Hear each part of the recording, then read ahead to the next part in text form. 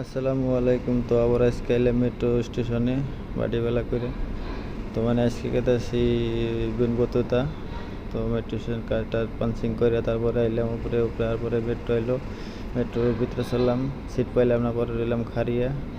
পরে মোটামুটি 10 মিনিট আর পরে মানে নামলাম মেট্রো বিনবতুতা মলে, মেট্রো স্টেশনে মানে বোগালেই। তারপরে না এলাম ভিতরে ডাইরেক্ট মেট্রো স্টেশন নেমে ভিতরে এলাম। ভিতরে আমি আছি, নাসির আছে, ইউনুস আছে, আর 2-3 জন আছে। তারপরে এলাম, এনে এলো ভিতরে রেস্টুরেন্ট, মানে খাওয়ার জায়গা আছে, বহুত বড় রেস্টুরেন্ট। মানে ভিতর মুখে যাওয়া দিলাম, মানে এই জায়গাটা দেখতে পড়ি একবার সুন্দর, যেরকম মেঘ আইলে মানে এরকম আকাশের কালার এসব মনে হয় আকাশ তলে নেমেছে আর কি, এরকম মনে হয়েছে।